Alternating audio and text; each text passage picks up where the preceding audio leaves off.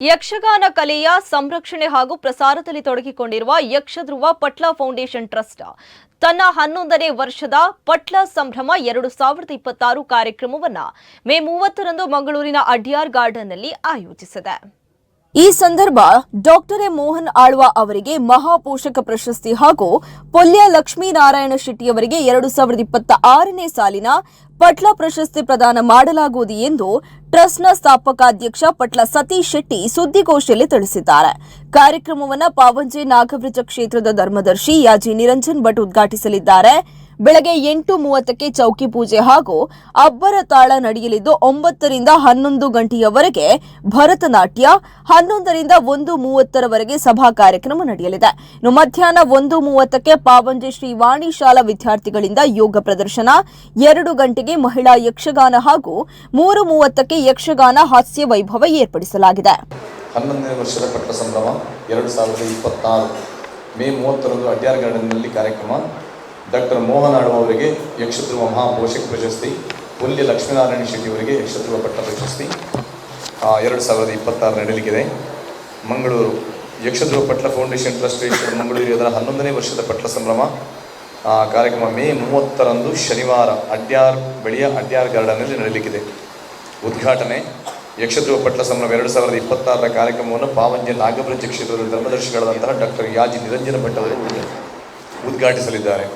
ಕಾರ್ಯಕ್ರಮಗಳ ವಿವರ: ಬೆಳಿಗ್ಗೆ 8:30ರಿಂದ 9ರ ತನಕ ಚೌಕಿ ಪೂಜೆ ಹಾಗೂ ಅಬ್ಬರ ತಾಳ, 9 ರಿಂದ 11ರವರೆಗೆ ಭರತನಾಟ್ಯ ಪ್ರದರ್ಶನ, 11 ರಿಂದ 1:30ರವರೆಗೆ ಮುಖ್ಯ ಸಭಾ ಕಾರ್ಯಕ್ರಮ, ಮಧ್ಯಾಹ್ನ 1:30ರಿಂದ 2ರವರೆಗೆ ನಾಗವ್ರಜ ಕ್ಷೇತ್ರ ಪಾವಂಜೆ ಶ್ರೀವಾಣಿ ಶಾಲಾ ವಿದ್ಯಾರ್ಥಿಗಳಿಂದ ಯೋಗ ಪ್ರದರ್ಶನ, ಮಧ್ಯಾಹ್ನ 2 ರಿಂದ 3:30ರವರೆಗೆ ಮಹಿಳಾ ಯಕ್ಷಗಾನ ಮತ್ತು ಹಾಸ್ಯ ವೈಭವ ಕಾರ್ಯಕ್ರಮ ನಡೆಯಲಿದೆ.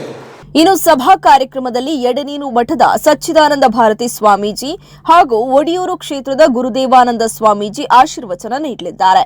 ಮುಂಬೈ ಉದ್ಯಮಿ ಡಾಕ್ಟರ್ ಸದಾಶಿವ ಶೆಟ್ಟಿ ಕನ್ಯಾನ ಅಧ್ಯಕ್ಷತೆ ವಹಿಸಲಿದ್ದು, ಉದ್ಯಮಿ ಕೆ ಪ್ರಕಾಶ್ ಶೆಟ್ಟಿ ಕಾರ್ಯಕ್ರಮ ಉದ್ಘಾಟಿಸಲಿದ್ದಾರೆ.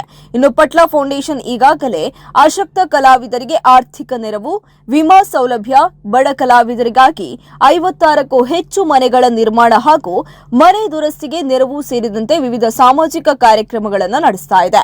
ಜೊತೆಗೆ 13,000ಕ್ಕೂ ಹೆಚ್ಚು ವಿದ್ಯಾರ್ಥಿಗಳಿಗೆ ಯಕ್ಷಗಾನ ತರಬೇತಿ ನೀಡಿದ್ದು, ಇವರಲ್ಲಿ 5,234 ವಿದ್ಯಾರ್ಥಿಗಳು ರಂಗ ಪ್ರವೇಶ ಮಾಡಿದ್ದಾರೆ ಎಂದು ತಿಳಿಸಿದ್ದಾರೆ. ಸಭಾ ಕಾರ್ಯಕ್ರಮ ಬೆಳಿಗ್ಗೆ 11 ಗಂಟೆಗೆ ನಡೆಯುವ ಸಭಾ ಕಾರ್ಯಕ್ರಮದಲ್ಲಿ ಯಡನೀರು ಮಠದ ಶ್ರೀ ಸಚ್ಚಿದಾನಂದ ಭಾರತಿ ಶ್ರೀಪಾದರು, ಒಡಿಯೂರು ಕ್ಷೇತ್ರದ ಶ್ರೀ ಗುರುದೇವಾನಂದ ಸ್ವಾಮೀಜಿಯವರು ಆಶೀರ್ವಚನ ನೀಡಲಿಕ್ಕಿದ್ದಾರೆ. ನಮ್ಮ ಟ್ರಸ್ಟ್ನ ಗೌರವಾಧ್ಯಕ್ಷರು, ನಮ್ಮ ಕರಾವಳಿ ಕಂಡಂತಹ ಮಹಾದಾನಿಗಳಾದಂತಹ ಮುಂಬೈ ಹೇರಂಬ ಇಂಡಸ್ಟ್ರೀಸ್ ಸಂಸ್ಥೆಯ ಅಧ್ಯಕ್ಷರಾದಂತಹ ಡಾಕ್ಟರ್ ಸದಾಶಿವ ಶೆಟ್ಟಿ ಕನ್ಯಾನ ಇವರು ಈ ಸಮಾರಂಭದ ಅಧ್ಯಕ್ಷತೆಯನ್ನು ವಹಿಸಲಿಕ್ಕಿದ್ದಾರೆ. MRG ಗ್ರೂಪ್ಸ್ನ ಕಂಪನೀಸ್ ಬೆಂಗಳೂರು ಇದರ ಅಧ್ಯಕ್ಷರು ಹಾಗೂ ನಿರ್ದೇಶಕರಾದ ಡಾಕ್ಟರ್ ಕೆ ಪ್ರಕಾಶ್ ಶೆಟ್ಟಿ ಅವರು ಸಮಾರಂಭವನ್ನು ದೀಪ ಬೆಳಗಿಸಿ ಉದ್ಘಾಟಿಸಲಿಕ್ಕಿದ್ದಾರೆ. ಅನೇಕ ಗೌರವಾನ್ವಿತರು ಇಲ್ಲಿ ಅತಿಥಿಗಳಾಗಿ ಭಾಗವಹಿಸಲಿಕ್ಕಿದ್ದಾರೆ.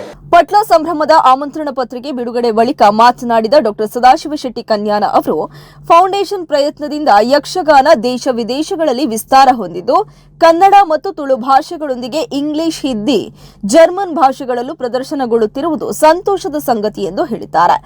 ಎಲ್ಲ ಕಡೆ ಕಾಶ್ಮೀರದಿಂದ ಹಿಡಿದು ಇಡೀ ಭಾರತ ದೇಶದಲ್ಲಿ ಹಲವಾರು ಕಡೆ ಯಕ್ಷಗಾನಕ್ಕೆ ಪ್ರೋತ್ಸಾಹ ಕೊಡ್ತಾ ಇದ್ದೇವೆ. ಬೇರೆ ಬೇರೆ ಭಾಷೆಗಳಲ್ಲಿ ಮಾಡ್ತಾ ಇದ್ದೇವೆ. ಮೊದಲು ಅದು ಕೇವಲ ಕನ್ನಡಕ್ಕೆ ಸೀಮಿತವಾಗಿದ್ದಂಥ ಯಕ್ಷಗಾನ, ಆಮೇಲೆ ತುಳುವಿನಲ್ಲಿ ಆಯಿತು ನಮ್ಮಲ್ಲಿ, ಈಗ ಹಿಂದಿಯಲ್ಲಿ, ಇಂಗ್ಲೀಷಲ್ಲಿ, ಜರ್ಮನ್ ಭಾಷೆಯಲ್ಲಿ ಎಲ್ಲ ಕಡೆ ಯಕ್ಷಗಾನವನ್ನು ನಾವು ಕೊಂಡೋಗ್ತಾ ಇದ್ದೇವೆ.